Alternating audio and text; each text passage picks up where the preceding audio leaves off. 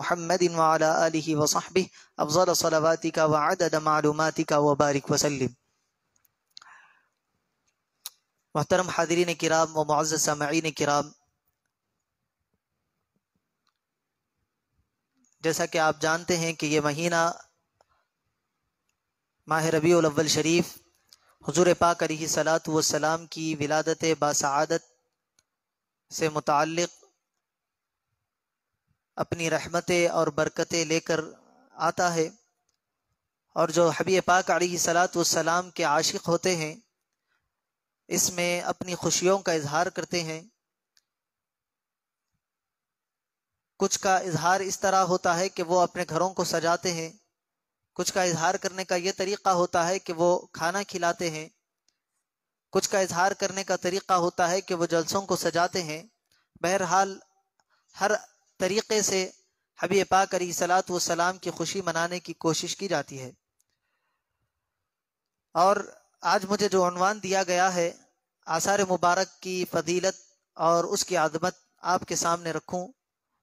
جیسے ہی یہ ماہ مبارک آتا ہے، حبیب پاک علیہ الصلاۃ والسلام کے جو منہ مبارک شریف ہے، یعنی آپ کے داڑھی مبارکہ کے بال یا آپ کے سر مبارکہ کے بال یا آپ سے نسبت رکھنے والی چیزیں جو حبیب پاک علیہ الصلاۃ والسلام نے اپنے امتیوں کو عطا کی تھی، اپنے صحابہ کو عطا کی تھی، وہ تمام چیزیں دنیا بھر میں حبیب پاک علیہ الصلاۃ والسلام کی ولادت کے موقع پر اس کی نسبت سے، اس مہینے کی نسبت سے زیارت کروائی جاتی ہے، اور عاشقان رسول جھوم جھوم کر اس کی زیارت بھی کرتے ہیں اور اس سے فیوز و برکات بھی حاصل کرتے ہیں۔ بعض حضرات یہ سمجھتے ہیں کہ حبیب پاک علیہ الصلاۃ والسلام معاذ اللہ مر گئے ہیں، مٹی میں مل گئے ہیں، اب ان سے کچھ ہونے والا نہیں ہے، جس طرح عام میتوں کے ساتھ ہوتا ہے۔ یہ عقیدہ بالکل غلط عقیدہ ہے، کیونکہ حبیب پاک علیہ الصلاۃ والسلام نے خود ارشاد فرمایا کہ اللہ نے مٹی کو یہ حکم دیا ہے کہ وہ انبیاء کرام علیہم السلام کی جسموں کو نہ کھائے۔ تو جس طرح عام انسان کی میت کا معاملہ ہوتا ہے، انبیاء کرام کی میتوں کا معاملہ، ان کے جسموں کا معاملہ نہیں ہوتا۔ یہ بات اچھی طرح ہمیں ذہن میں رکھنی چاہیے۔ اس کے علاوہ پھر حبیب پاک علیہ الصلاۃ والسلام کی حیات مبارکہ، پھر حضور پاک کی زندگی کا تو آپ اس سے اندازہ کریں کہ حضور پاک علیہ الصلاۃ والسلام خود فرماتے ہیں کہ جو کوئی میرا عاشق، میرا امتی مجھ پر درود پڑھتا ہے تو اللہ تبارک و تعالیٰ اس کا اس کے والد کے نام کے ساتھ میرے پاس اس کی حاضری کو پیش کرتا ہے۔ ایک فرشتہ مقرر کیا ہوا ہے جو آپ کا میرا نام لے کر رسول پاک کی بارگاہ میں جاتا ہے، جا کر ہمارے نام کو پیش کرتا ہے۔ تو ان احادیث سے پتہ چلتا ہے کہ رسول پاک علیہ الصلاۃ والسلام جس طرح ظاہری حیات میں لوگوں کے درمیان رہ کر فیوز و برکات کو بانٹا کرتے تھے، اپنی ظاہری حیات کے بعد بھی رسول پاک علیہ الصلاۃ والسلام کے فیوز و برکات کا سلسلہ جاری ہے۔ پھر اس کے بعد کئی ایک صحابہ کرام کے واقعات ہیں، میں بالکل اختصار کے ساتھ آپ کے سامنے رکھوں کہ صحابہ کرام علیہم الرضوان حبیب پاک علیہ الصلاۃ والسلام کے جو قبر مبارکہ ہے اس سے بھی توسل حاصل کرتے، اس سے بھی فیوز و برکات صحابہ کرام حاصل کیا کرتے تھے۔ لیکن ہم اب تو کوئی رسول پاک علیہ الصلاۃ والسلام کی جو ظاہری قبر مبارک ہے اس تک پہنچ نہیں سکتا۔ جو مدینہ منورہ میں پہنچتے ہیں، روضہ مبارکہ کے باہر جالی مبارکہ کے پاس ٹھہر کر حاضری اپنی پیش کرتے ہیں، صلاۃ و سلام پیش کرتے ہیں، وہیں سے فیوز و برکات کو حاصل کرتے ہیں۔ لیکن کچھ ایسی چیزیں رسول پاک علیہ الصلاۃ والسلام کی ابھی بھی دنیا میں موجود ہے جو رسول پاک علیہ الصلاۃ والسلام سے ڈائریکٹ طور پر، راست طور پر حبیب پاک علیہ الصلاۃ والسلام سے کنیکٹ ہے، ان سے ان کا رشتہ اور تعلق بنا ہوا ہے۔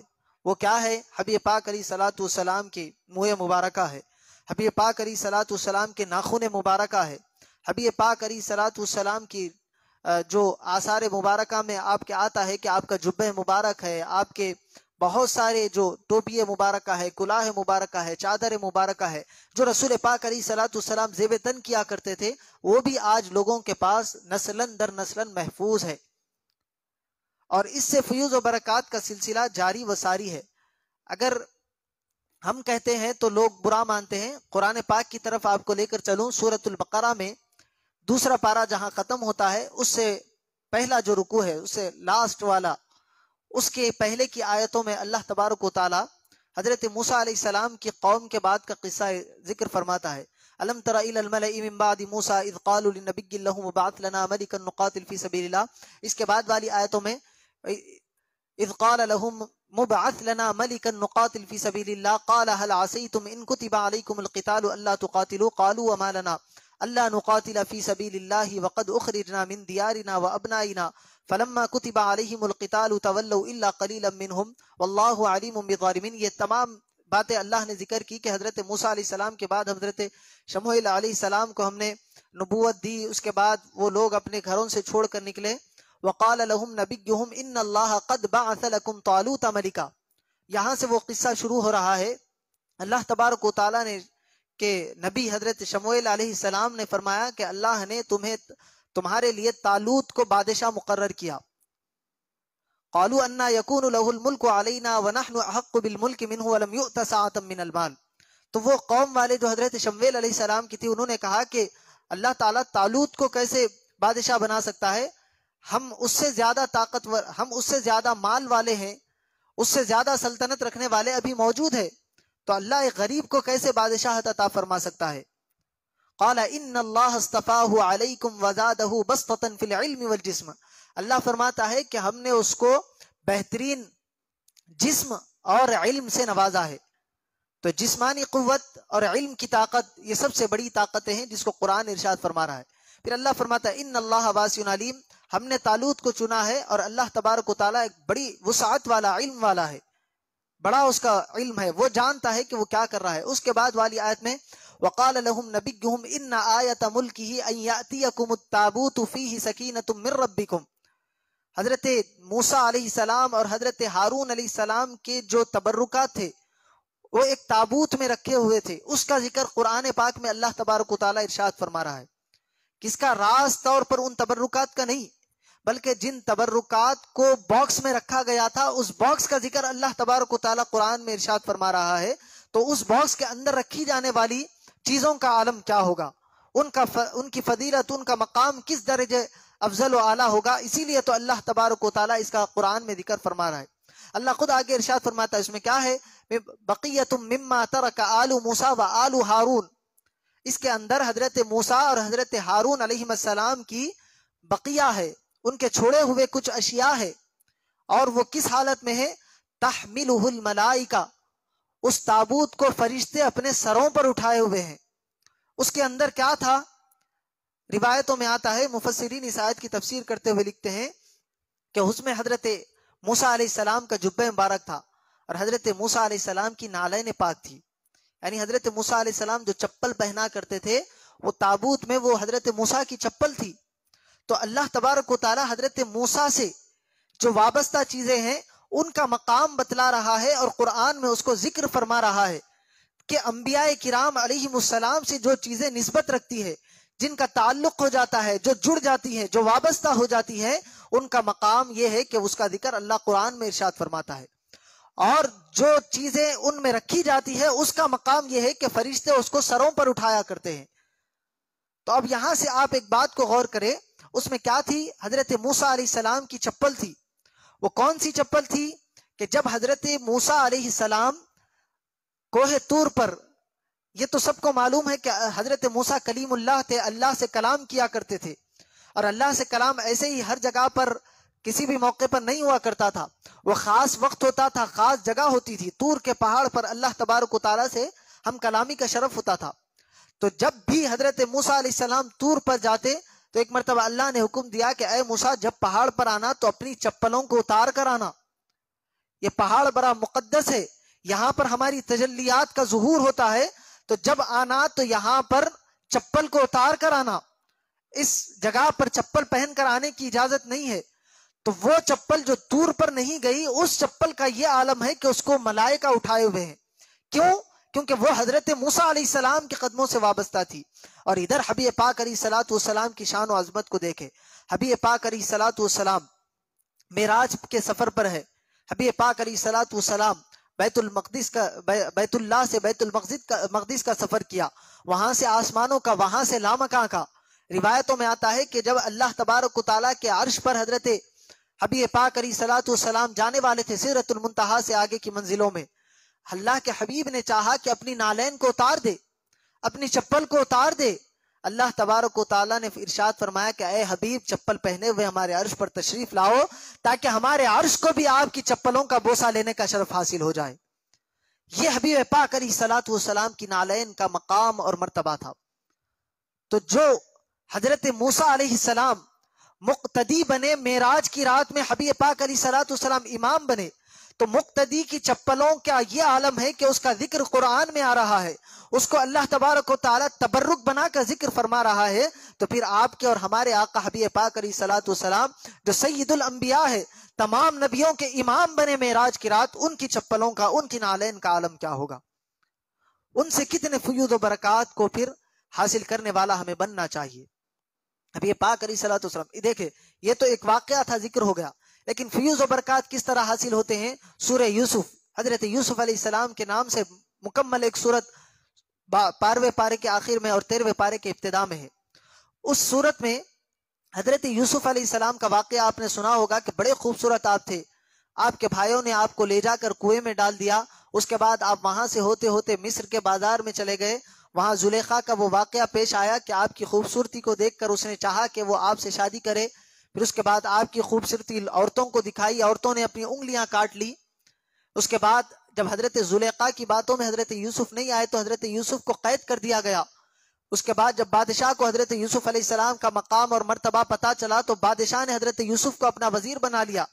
اس کے چند سال کے بعد، عرصے کے بعد حضرت یوسف علیہ السلام خود بادشاہ بنے۔ یہ واقعہ ہم نے سنا ہے، لیکن حضرت یوسف علیہ السلام جو بچپن میں اپنے والد حضرت یعقوب علیہ السلام سے جدا ہو گئے تھے، تو حضرت یعقوب علیہ السلام حضرت یوسف علیہ السلام کے غم میں بڑا رویا کرتے تھے، اور اتنا روئے کہ روایتوں میں آتا ہے، قرآن میں اس کا ذکر ہے کہ حضرت یعقوب علیہ السلام کی آنکھ کی بینائی چلے گئی، اتنا حضرت یعقوب علیہ السلام روئے، آپ کو آنکھوں سے دکھنا بند ہو گیا۔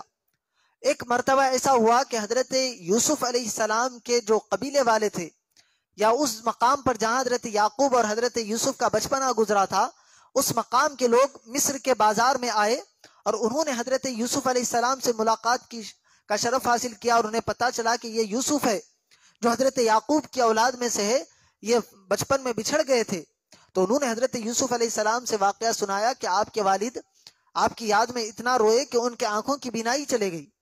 تو حضرت یوسف علیہ السلام نے یہ نہیں کہا، یاد رکھے حضرت یعقوب بھی نبی تھے اللہ کے، حضرت یوسف بھی اللہ کے نبی تھے۔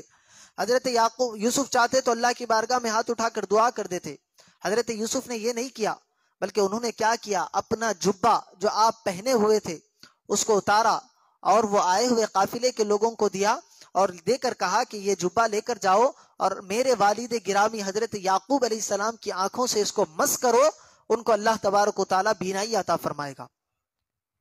تو دیکھیں حضرت یوسف علیہ السلام کی قمیص جو انہوں نے دی، حضرت یوسف علیہ السلام کی وہ قمیص لے کر حضرت یعقوب علیہ السلام کے گاؤں میں وہ لوگ آ رہے ہیں، تو حضرت یعقوب علیہ السلام فرماتے ہیں کہ مجھے میرے بیٹے یوسف کی خوشبو آ رہی ہے۔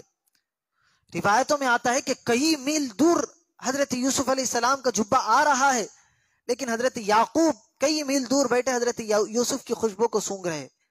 تو اس وقت ان کے قبیلے والوں نے کہا کہ آپ شاید آپ کی دماغی حالت ٹھیک نہیں ہے، آپ یہ کیسی باتیں کر رہے ہیں، آپ کا بیٹا بچپن میں کتنے سال ہوا وہ چلا گیا ہے، گم ہو گیا ہے، زندہ بھی ہے یا نہیں پتہ نہیں ہے، لیکن آپ اس طرح کی باتیں کر رہے ہیں۔ یہ قبیلے والوں نے حضرت یعقوب کو کہا، لیکن حضرت یعقوب نے کہا کہ نہیں، مجھے حضرت یوسف کی خوشبو آ رہی ہے، میں یوسف کی خوشبو کو محسوس کر رہا ہوں۔ اس کے بعد چند دنوں کے بعد یہ قافلہ حضرت یعقوب علیہ السلام کے پاس پہنچا، حضرت یعقوب علیہ السلام کو یہ واقعہ سنایا اور جبہ دیا حضرت یوسف کا۔ جس طرح حضرت یوسف کا جبہ حضرت یعقوب علیہ السلام کی آنکھوں پر لگا، اللہ تبارک و تعالیٰ نے یوسف علیہ السلام کے جبے کی برکت سے یعقوب علیہ السلام کو بینائی عطا فرما دی۔ تو سوچے جو حضرت یوسف علیہ السلام شب معراج حضور پاک علیہ الصلوۃ والسلام کے پیچھے کھڑے ہیں، ان کا یہ مقام ہے، تو اس امام کا مقام کیا ہوگا جو امامت کر رہا تھا۔ حبیب پاک علیہ الصلوۃ والسلام کے جسم اطہر سے وابستہ رہنے والی چیزیں، جڑنے والی چیزوں کا مقام اور مرتبہ اللہ کی بارگاہ میں کتنا بلند اور اعلیٰ اور عرفہ ہوگا۔ حبیب پاک علیہ الصلوۃ والسلام نے، آج لوگ کہتے ہیں کہ بھائی گلی گلی میں لوگوں کے پاس منہ مبارکہ کی زیارت ہو رہی ہے، اتنے منہ مبارکہ آئے کہاں سے؟ کئی مرتبہ روایتوں میں آتا ہے، ایک مرتبہ تو حبیب پاک علیہ الصلوۃ والسلام نے جب حج کیا یا عمرہ کیا، اس کے بعد آپ اپنے بال ترشوائے اور حضرت ابو طلحہ رضی اللہ تعالیٰ عنہ کو حکم دیا کہ اے ابو طلحہ، یہ میرے غلاموں میں ان منہ مبارکہ کو تقسیم کرو، میرے بالوں کو ان میرے غلاموں میں تقسیم کرو۔ تو سب تمام صحابہ کرام رسول پاک علیہ الصلوۃ والسلام کے وہ برکت والے منہ مبارکہ کو اپنے پاس رکھے ہوئے تھے۔ اور روایتوں میں یہاں تک آتا ہے کہ جب بھی حبیب پاک علیہ الصلوۃ والسلام بال ترشوانے کا ارادہ کرتے، حبیب پاک علیہ الصلوۃ والسلام کے ارد گرد صحابہ کرام کا مجمع جمع ہو جاتا۔ کبھی رسول پاک علیہ الصلوۃ والسلام کے بالوں کو صحابہ کرام نے زمین پر گرنے نہیں دیا۔ تو صحابہ لیتے تھے تو ظاہر سی بات ہے لے کر رکھا کرتے تھے، اور ان کی حفاظت آج تک بھی ہو رہی ہے۔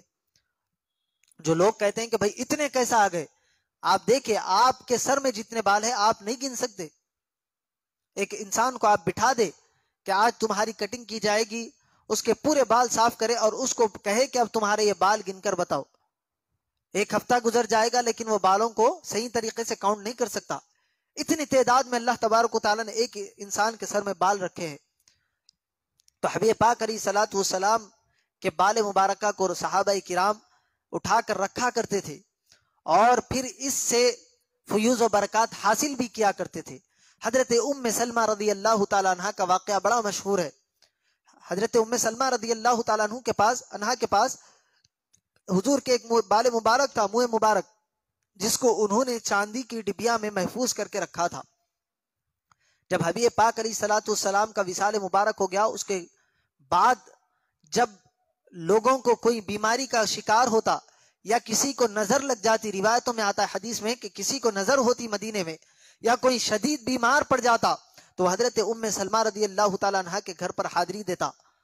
اس کے ہاتھوں میں ایک پیالہ ہوتا، حضرت ام سلمہ رضی اللہ تعالیٰ عنہ اس پیالے میں رسول پاک علیہ الصلوۃ والسلام کے منہ مبارکہ کو ڈالتی اور ہلا کر اس کو دے دیتی۔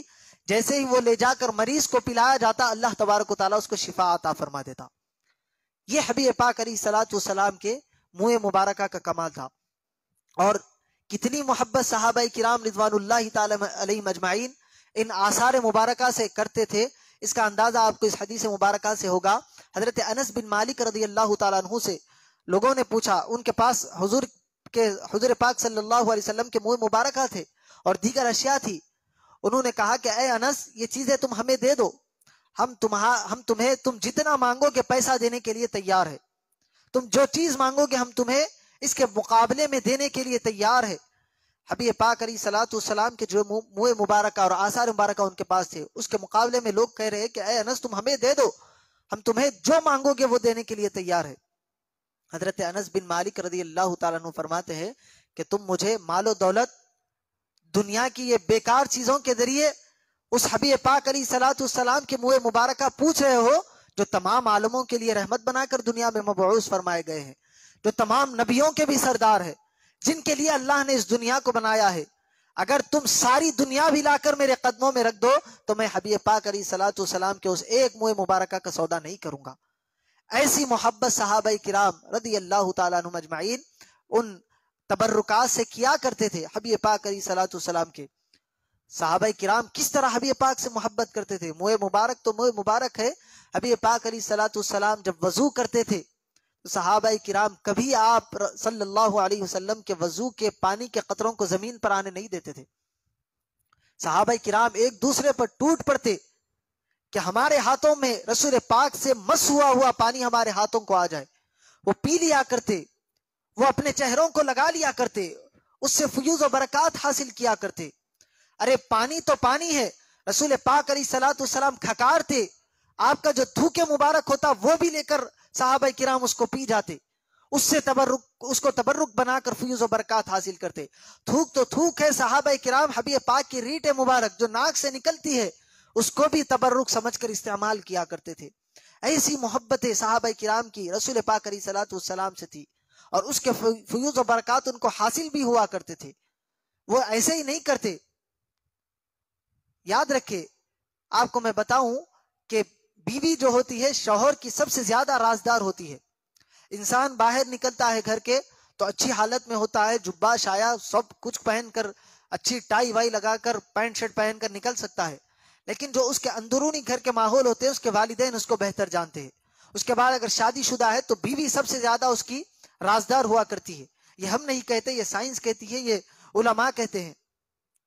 تو بیوی سب سے زیادہ اس کی رازدار ہوتی ہے. تو کون اچھا ہے، کون برا ہے، کس کے اندر کیا خاصیت ہے، کون سی چیز اس کو پسند ہے، ناپسند ہے، کس چیز سے اس کو تکلیف ہوتی ہے، کس چیز سے اس کو محبت ہے، یہ بیوی جانتی ہے.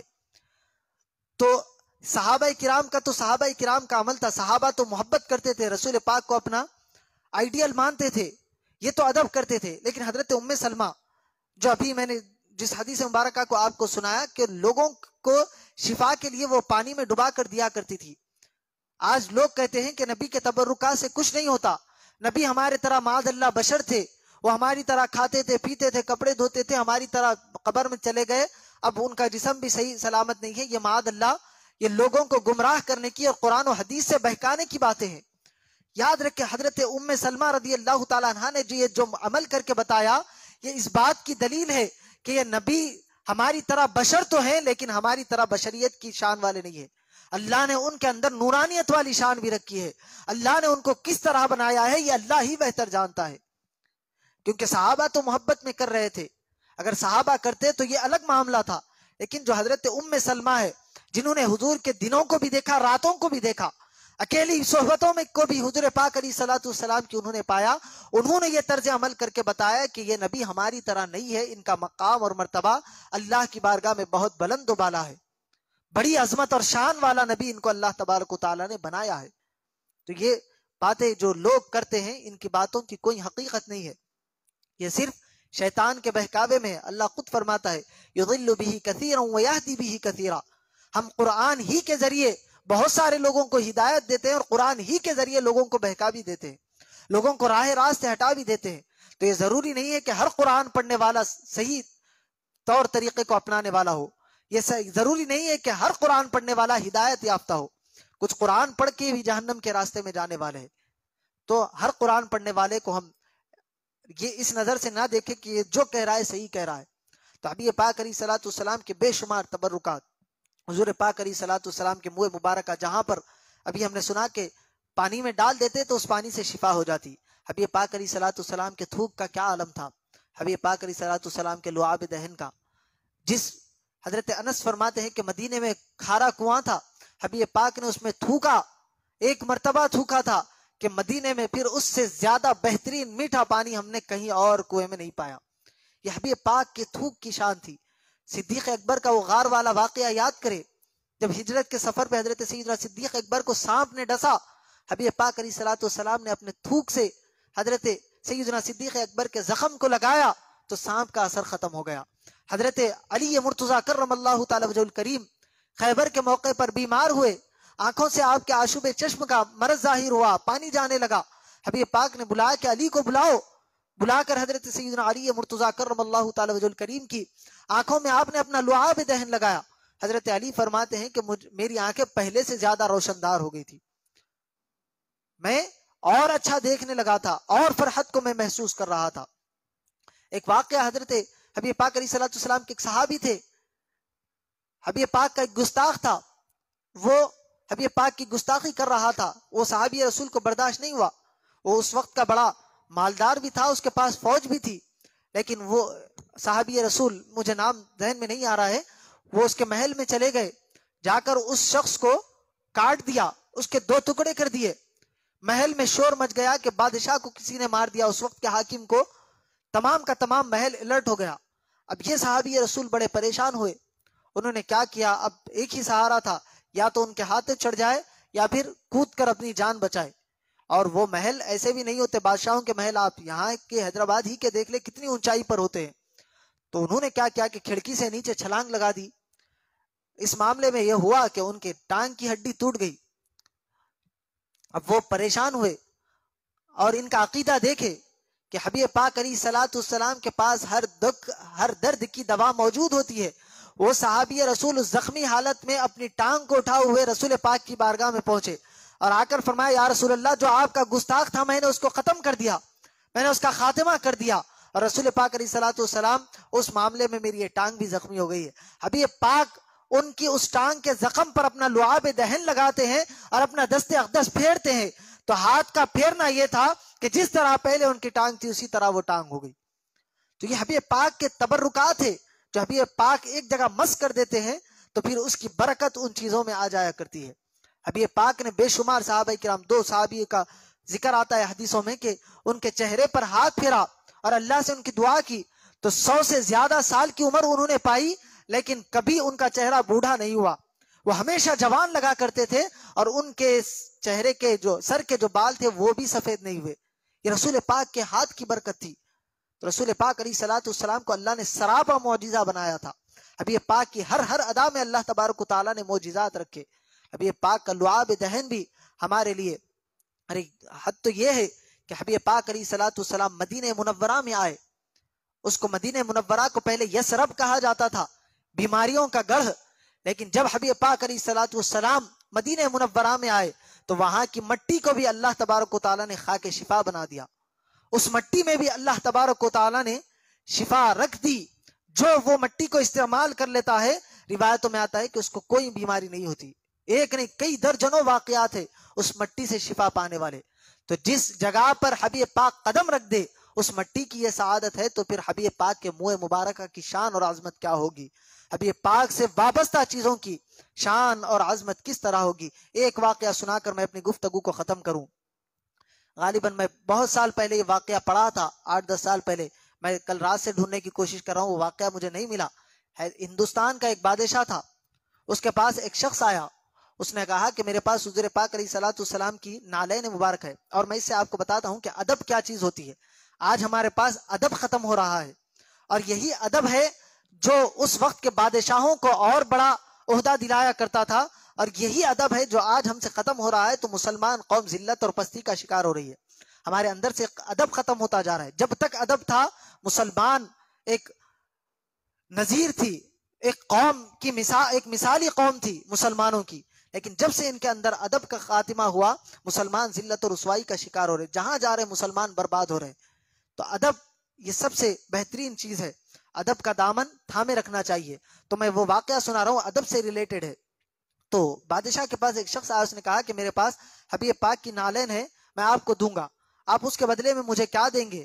تو انہوں نے کہا کہ میں آپ کو اس کے بدلے میں یہ تیار کے ساتھ اس رسول پاک علیہ الصلوۃ والسلام کی چپل سمجھ کر اس کو ایک بڑا اچھے مقام پر، جس طرح ہم آثار مبارک یہاں مسجد میں بھی ہے تو اوپر ہی جگہ پر رکھے ہوئے، مسلمان ذلت و رسوائی کا شکار ہو رہے۔ جس طرح ادب کا دامن ہم تھامے رکھیں گے، پھر اللہ تبارک و تعالیٰ اور اس کے رسول کی نوازشیں ہم پر ہوگی، کرم ہوگا، ہمارے بگڑے ہوئے کام سنورتے چلے۔ بیٹھو تو وقت کم پڑ جائے، لیکن اسی گفتگو کے ساتھ میں اپنی باتوں کو ختم کرتا ہوں، اور اللہ تبارک و تعالیٰ کی بارگاہ میں دعا کرتا ہوں کہ مولا تعالیٰ ہمیں حضور پاک علیہ الصلوۃ والسلام کی سچی پکی محبت عطا فرمائے۔